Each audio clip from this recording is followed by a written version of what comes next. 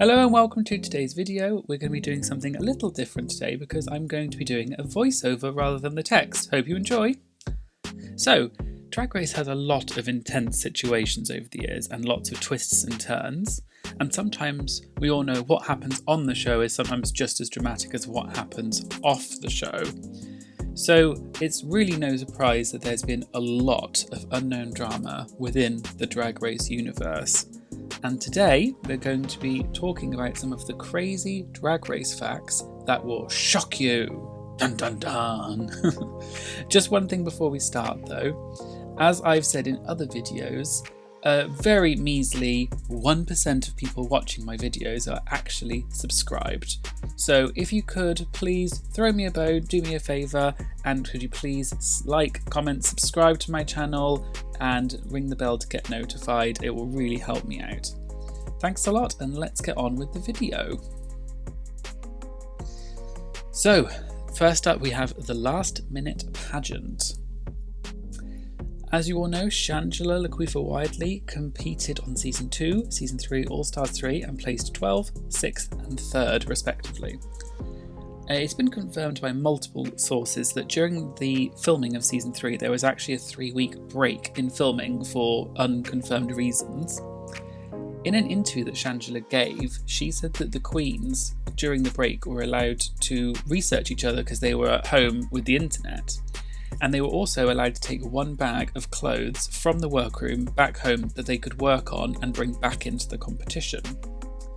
Before the show, Shangela had actually won the California Entertainer of the Year pageant, and the runner-up, interestingly, was Chad Michaels. But this meant that Shangela qualified for the National Entertainer of the Year pageant, but it clashed with the filming of Season 3. But because the 3-week break happened unexpectedly, Shangela was actually able to compete in the pageant last minute. She competed in the pageant even though she hadn't had time to prepare for it or do anything on her number. And she ended up winning first runner-up, which is second place, which is pretty impressive. And fellow Drag Race alum Alyssa Edwards even performed in Shangela's number, which was before Alyssa was even on Drag Race. Alyssa had actually also been a judge at the California pageant the year before that Shangela had actually won. And then after the pageant, Shangela just returned to Season 3 and continued filming.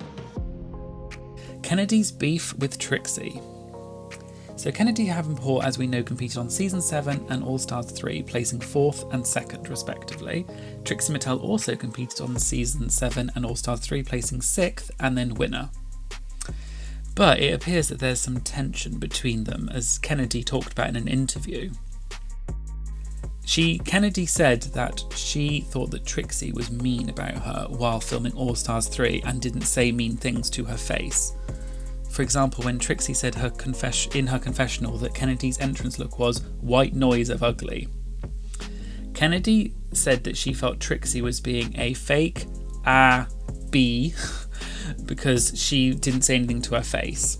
Kennedy's feelings were really hurt after the show because she thought that Trixie had sacrificed her integrity to create drama for the show. However, it appears as though the two have made up, and Kennedy has still said online, "Yes, I still love Trixie, that will never change." The stolen crown. Sharon Needles competed on Season 4 and won. But what you may not know is after she won, it was reported that her crown had been stolen. It was also alleged that Season 7 winner Violet Chachki was the one who stole the crown. It was even joked about by Trixie Mattel in the Season 7 reading challenge, although you may have missed this. Sharon confirmed in an interview that this was indeed true and that some punks from Atlanta had contacted her and said that they had her crown.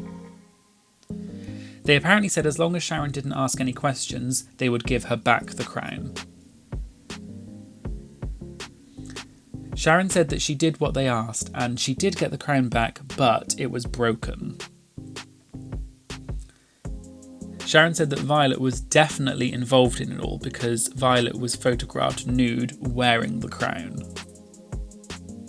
The lip sync switch up. Jinx Monsoon competed on Season 5 and won. She was often criticised for her makeup skills on the show, but she became a fan favourite very quickly. Fellow Season 5 alum Detox has previously said that she felt Jinx was favoured by production. And this came into play in episode 11 when Jinx and Detox both landed in the bottom for the Sugar Ball. The lip-sync song was originally Free Your Mind, but was changed to Malambo No. 1 at the last minute. Detox has suggested that the song was actually changed by producers because they knew it fitted Jinx's style better. Jinx has said that she had indeed been singing that song a lot and she loved it, and the producers knew that she loved it, but Jinx didn't know if that's why the song was changed.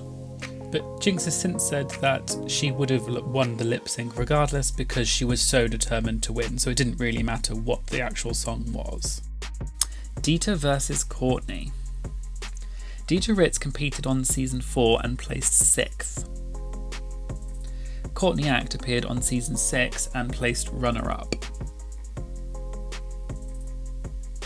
While on the show, Courtney said that fellow contestant Jocelyn Fox was the, quote, Dida Ritz of season 6. Now, given that Courtney also described Jocelyn as being a low-rent version of herself, Dida must have not taken kindly to being compared to Jocelyn. Dida then made several scathing comments about Courtney online, including calling her trash. And she also called her trash in a comment on one of Willem Belli's Instagram posts about Courtney.